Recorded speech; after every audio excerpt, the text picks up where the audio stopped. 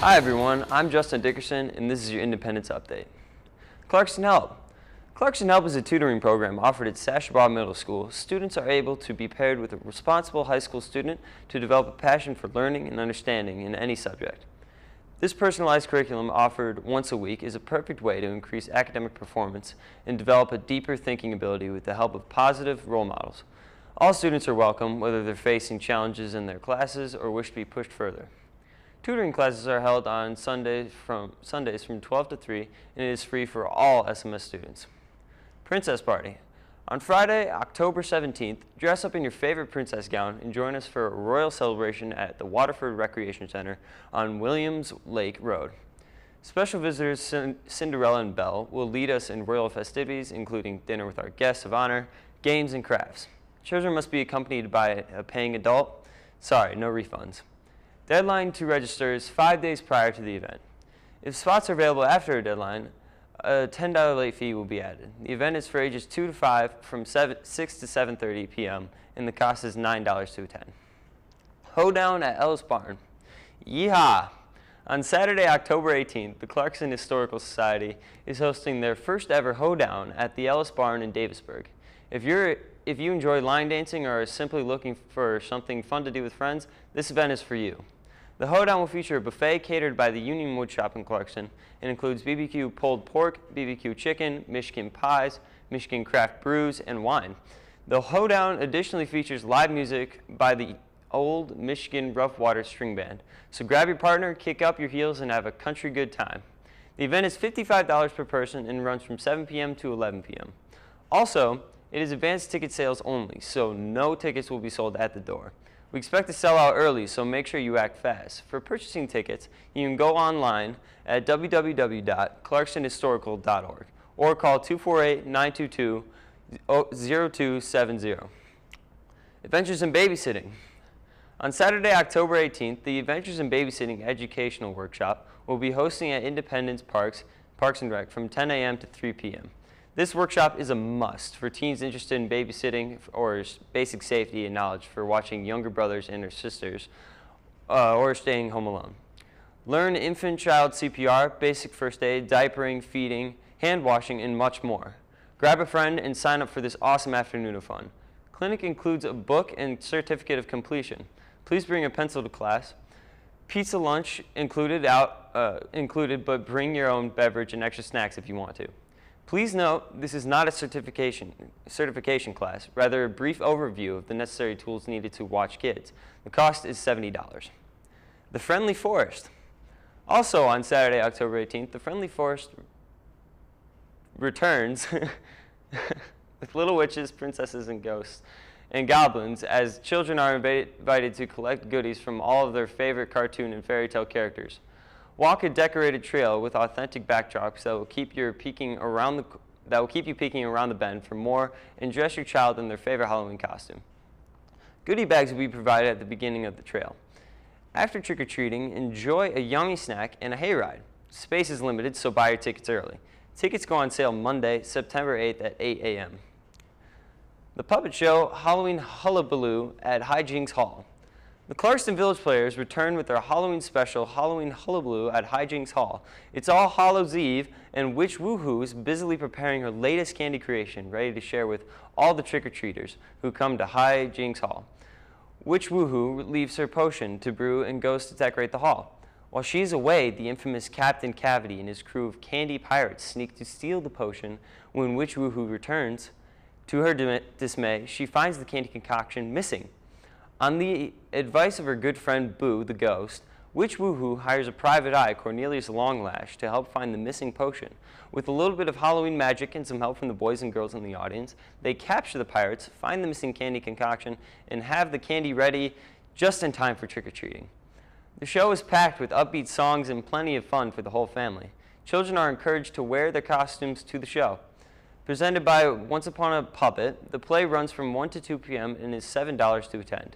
For tickets, please call 248-425-5842 or email tickets@clarkstonvillageplayers.org. That should do it for this week's update. As always, if you have a story or information you'd like us to share on Independence Update, please contact us at 248-623-3661 or email Matt Blow at mbleau@indetwp.com. Don't forget to follow us on Facebook and Twitter and now Instagram. Stay tuned for an update with the Township Supervisor, Pat Kittle.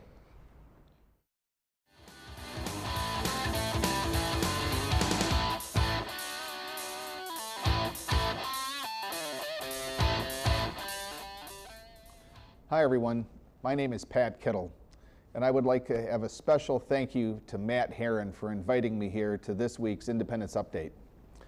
You know, there's a lot going on in Independence right now, and I appreciate the opportunity to come in here and share a little bit with you. And I basically what's going on, our Parks and Rec people are going crazy trying to get ready for the fall and winter months. And one of the big new ideas that we're kicking around is trying to put together an ice rink for Independence. We were going to try to put it right next to the Township Hall, and logistics just got to be too much with moving dirt and trying to get water out there. So what we did do is find an alternative location that's going to be over in Baycourt Park.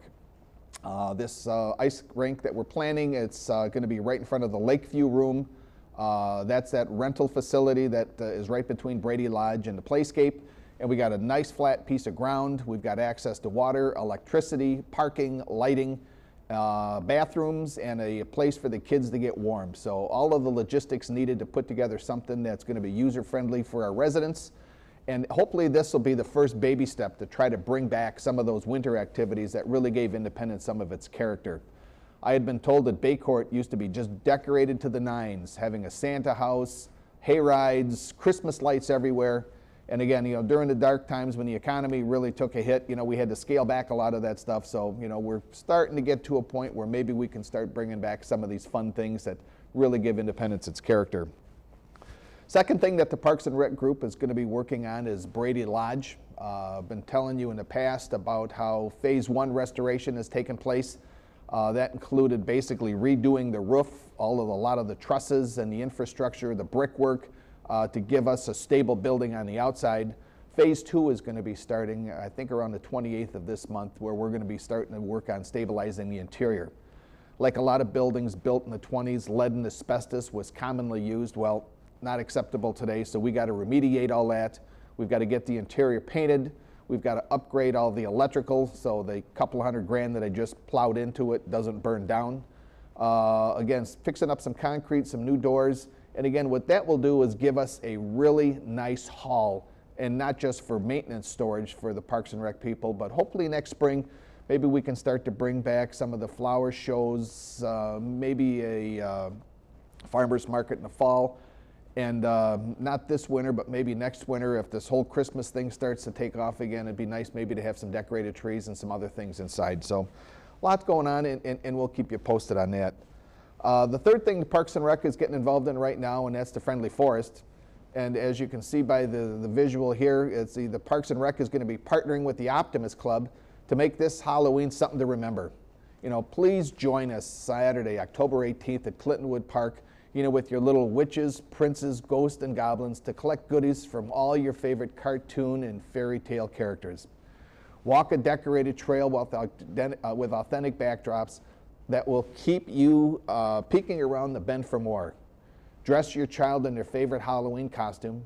Goodie bags will be provided. And of course, after the trail, and after the trick-or-treating, you know, of course, there'll be juice and donuts and a wagon ride. Space is limited, you know, so get your tickets early. If you got any question, call the Parks and Rec Department at 625-8223. That's 625-8223. Fall is here. And as that means in Michigan, the colors is just absolutely spectacular. But fall also means leaves, and lots of them falling on the ground with all of the trees that we have here. So it's now time to start thinking about burning, the yard debris and the leaves. So as you may be aware, changes have been made in the last couple of years to our burn permit ordinance here in Independence.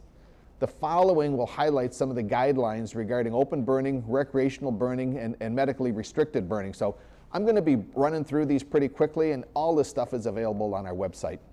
When it comes to open burning is allowed by permit only, which can be obtained at any of the 3 Independent Townships fire stations. Open burning is allowed during the following times. For summer hours, that is April 1st through November 31st, that's from 8 a.m. to 8 p.m. Winter hours, December 1st through March 31st, that's 8 a.m. to 6 p.m. All fires must be completely extinguished after hours. No smoldering allowed. Parcels of less than 3 acres must follow the burn date calendar on the back of the permit. All materials being burned must be from the site. You cannot bring in stuff to burn at your location.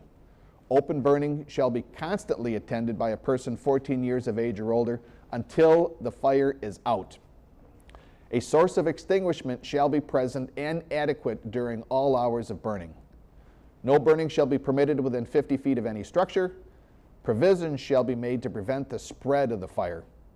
And remember, no flammable liquids allowed. No gas, no kerosene, no starter fluid, period. The size of the pile to be burned shall be no more than 6 feet in diameter. Please remember, burning is a privilege that may be revoked at any time. It shall be the option of the fire marshal that shall dictate the right to burn. Burning violations may be subject to the following fines. First offense, you might get hit with a $75 ticket. Second offense would be $150, and ultimately you might have your privileges revoked. Remember, campfire permits must be issued by contacting Independence Township Fire Department at 248-625-1924 on the day the campfire will occur. Acceptable burn items include dry leaves, paper, brush, and wood scraps. One thing that is brand new, again within the last couple of years, is the township establishing a medically restricted burn zone. You know, there are some people that the amount of smoke that is generated from leaves, it just drives them crazy and will aggravate a medical condition they have. So it is the policy of Independence Township to prohibit the issuance of any open burn permits or revoke previously issued permits within 400 feet of any residence whose occupants have a documented serious medical condition that is triggered or aggravated by exposure to smoke from open burning. So again, we know that can be tough sometimes, but the residents who have these conditions are required to submit documentation from a medical doctor to the fire department supporting the diagnosis of a medical condition that is serious or aggravated by this exposure to smoke and open burning. This evidence must be provided annually and will be kept on file with the fire department. After filing, all requests for open burning will be rejected except for the exemptions within the ordinance. Information and a full copy to the medically based burn permit restrictions can be found on the What's New column on the front page of the Independence Township Government website at www.indetwp.com. Now remember, a special note is required here for recreational burning. Recreational burning is still allowed in these medically restricted areas without a permit if the fire is contained as noted in the picture here. The materials to be burned in these containers shall be consistent with firewood or other seasoned hardwood. All recreational fires shall be tended and extinguished until completely finished. And remember, open burning permits can be applied for or renewed at any of the 3 independent fire stations or by visiting online at independencefire.com. Again, and we're not trying to be a hard guy or trying to overstep our bounds with these medically based burn permits again, but if you've got people in your community who have a recognized and documented respiratory problem that is just aggravated by this smoke and open burning, we think this is just being a good neighbor. So please bear with us on this. Again, the good news is I think we only had 4 or 5 of these over the last couple of years, and the incidents of renewal are dropping. So I think people are starting to work with their neighbors a little bit more on this. So, hey, there's a lot going on in Independence, but we're only a few people that are, basically in the town hall. If you see something that we could do better, why don't you give us, drop us a note. My email address it's pkittle@independence.com. That's pkittle@independencetownship.com. And I do answer all my emails. So again, if you see something, you got an idea, you got a concern, drop me a note. I'm only as good as the eyes and ears that I have out in the streets, and that's you. Thank you for your time, and thank you for watching.